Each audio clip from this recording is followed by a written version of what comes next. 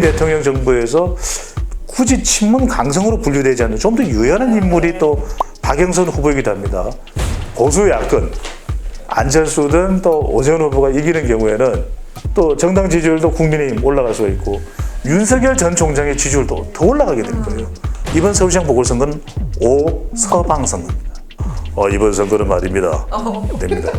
분위기가 안녕하세요. 뉴스원TV 김진 기자. 정치부 김희찬 기자입니다. 네, 4.7 재보궐선거가 이제 코앞으로 다가오고 있는데요. 오늘 정치 컨설팅 업체인 인사이트K의 배종찬 소장님 모시고 이야기 들어보겠습니다. 4.7 재보궐선거 얼마 남지 않았네요. 자, 선거 판세가 어떻게 흘러가고 있는지 오늘은 그 선거의 모든 면을 낱낱이 분석을 해드리도록 하겠습니다. 박영선 후보가 어떻게 보면 화려한 조명을 받으면서 네. 등장을 했는데 이번에 많이 묻혀서 있죠. 실제 이제 방송에서도 제가 언급을 했던 바도 있고, 그러니까 박영선 후보의 경쟁력이 아직 죽지 않은 거예요. 왜냐하면 첫 번째로는 박영선 후보를 보면 우리 시청자분들도 아시겠지만은 중진이에요. 그리고 장관도 겸임을 했고 또 문재인 대통령 정부에서 굳이 친문 강성으로 분류되지 않는 좀 더 유연한 인물이 또 박영선 후보이기도 합니다. 누구보다도 시정을 맡겨놓으면 이번이 이제 세 번째 도전이기 때문에 잘할 수 있는 준비된 후보의 성격도 있어요. 또 하나는 이제 더불어민주당이 서울에서 서초구를 제외하고는 모든 구청장이 더불어민주당 소속입니다. 그럼 선거라는 것은 조직을 무시할 수 없어요. 이거는 보궐선거이기 때문에 그만큼 강력하게 지지층들이 결집할 수도 있기 때문에 지금 흔들리는 가장 큰 이유는 LH 사태라고 봅니다. 근데 시간이 지나면서 문재인 대통령도 사과를 했고 그리고 환골탈태할 정도로 LH에 대해서도 또 이 개선을 하겠다, 바꾸겠다 그런 이야기도 하면서 또 국회의원 전수조사 이야기를 하고 있거든요. 이게 어느 쪽으로 불통이 될지 몰라요.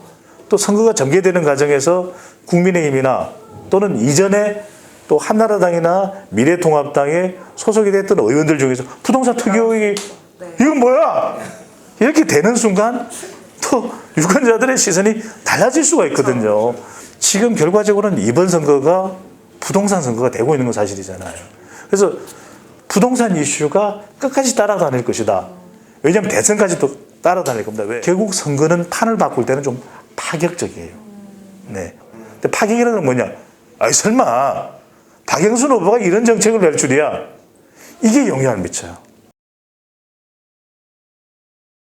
보수 야권, 안철수든 또 오세훈 후보가 이기는 경우에는 또 정당 지지율도 국민의힘 올라갈 수가 있고 윤석열 전 총장의 지지율도 더 올라가게 될 거예요. 보수 야권 후보가 서울시장을 가져가게 된다면 윤석열 전 총장의 지지율 상승, 국민의힘 지지율 상승 이렇게 되면서 보수 야권 쪽에 이제 정권 심판 쪽에 힘이 쏠리는 그런 현상도 나타날 수가 있겠죠. 물론 우리가 예외적인 것도 있어요. 그렇다고 해서 이렇게만 선거 결과가 고지고대로 흘러가지는 않을 수도 있습니다.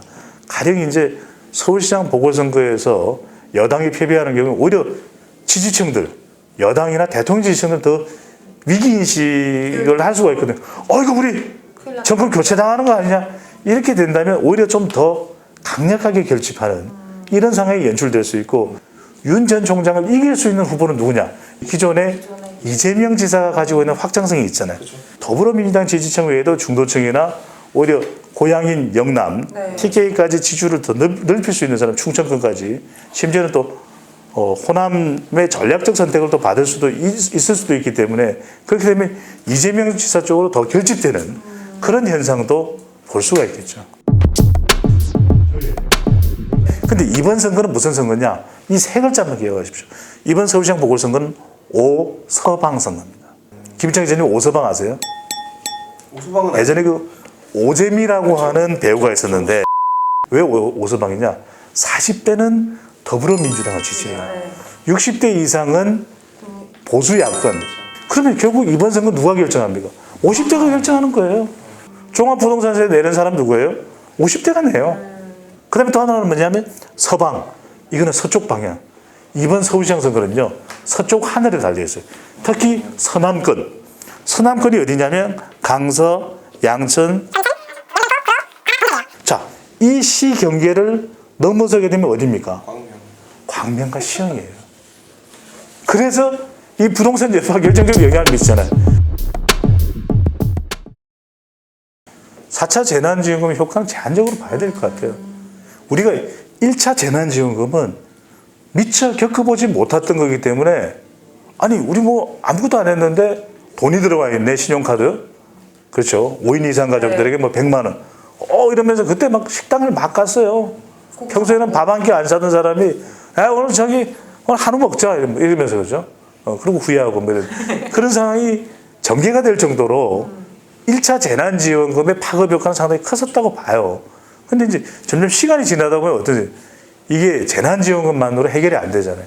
결과적으로 정책이라고 하는 것은 뭐가 있냐면 일단 정책에 대한 관심도가 높아야 되는데 높았다가 조금 떨어졌어요, 이제. 그 다음에 두 번째로는 어떤 이 정책의 파급성, 과연 얼마만큼이나 이게 전달되느냐. 그 다음에 세 번째로는 이 정책의 이 폭발력. 그러니까 얼마만큼 이게 결정적이냐. 근데 봤을 때, 뭐 4차 재난지원금 가지고 지금 여야가 나눠진 것도 아니잖아요. 적군과 아군이 구분이 안 되는 정책은 사실 이게 선거 때는 아주 전략적이다. 아주 효과가 있다. 이렇게 보기는 힘들거든요. 그러면 4차 재난지원금도 마찬가지예요. 받는 사람은 어쨌든 받겠지. 그럼 받는 사람은 좋아. 근데 이 사람은 가서 찍을지 모르는 거니까. 그러니까요. 그러니까 선거에 주는 영향은 제한적이라고 봐야 돼요. 근데 왜 그런 요구를 하고 특별검사 제도를 요구를 하고 또 전수조사, 국회의원 전수조사를 국민의힘은 받아들이냐. 이게 선거를 앞둔 이게 정치적인 반응을 할 수밖에 없어서 그런 거예요. 그럼 더불어민주당에서는 변창흠 장관 쪽으로 이 국민들의 비난이 쏟아지고 있는데 그렇다고 해서 이 LH 사태에 대해서 속수무책 손을 놓고 있을 수만은 없거든요. 박영선 서울시장 더불어민주당 후보가 특별검사 제도를 요구를 했던 것은 사실은 이름은 특별검사 제도라고 쓰고 그것은 변창흠 사퇴를 요구한 거예요. 그러니까 특별검사 제도로 간다는 건 얼마나 정부로서는 부담이 되는 거예요. 네. 그런 만큼 다급했던 박영선 후보로서는 변창흠 장관 사퇴를 사실은 좀 우회해서 요구를 할 수밖에 없었던 상황이고 그래서 마지막 남아있는 박영선 후보의 선거 변수는 청와대 하늘에 달려있다. 블루하우스 하늘에 달려있다. 이게 황사가 끼느냐 아니면 맑은 하늘이 되느냐 이게 이제 중요한 거예요. 그렇죠. 이번 보궐선거가 차기 대권에 주는 영향이 만만치가 않아요. 왜냐하면 일단 보궐선거 결과가 여당의 승리냐 또는 보수 야당의 승리냐 따라서 문재인 대통령 지지율에도 영향을 줄 수 있고 이렇게 되면 차기 대권 판도도 요동칠 수밖에 없는 것이거든요. 일단 이제 첫 번째 시나리오는 뭐 서울, 부산 다 중요하겠지만 사실은 서울이 핵심이에요. 역대 대통령 선거를 보면 그래도 같은 당에 같은 소속 정당에 이 서울시장이 있을 때 훨씬 유리해집니다. 유리해져요. 이명박 대통령이 될 때 서울시장은 오세훈이었어요. 자, 박영선 시장이 되는 경우에는 문재인 대통령 지지율 올라갑니다. 더불어민주당 지지율 올라갑니다. 그러면 또 동반 지지율이 올라갈 수 있는 사람은 누구냐? 이낙연 대표의 지지율도 올라갈 가능성이 높다는 거예요. 왜?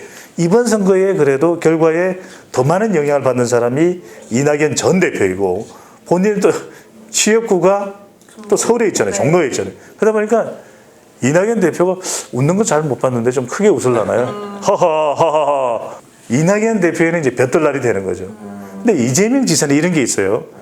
자, 박영선도 상당히 중진인데 더 많은 우리 국민들의 이 시선이 집중되는 서울시장이 돼버리면 약간 흔들릴 수가 있어요. 박영선과 이재명이 또 비교가 될 수 있단 말이에요. 서울시장이 박영선 이제 시장이 되는 경우에는 간접적으로든 또는 경우에 따라 직접적으로든 이 지사에게는 살짝 타격이 있을 수가 있는 거죠. 서울시장이라는 위상이 워낙 공고하기 때문에 중요하기 때문에 이재명 지사가 상당히 위태로울 수가 있죠. 스포트라이트가 비껴간다. 그러니까 이제 이재명 지사가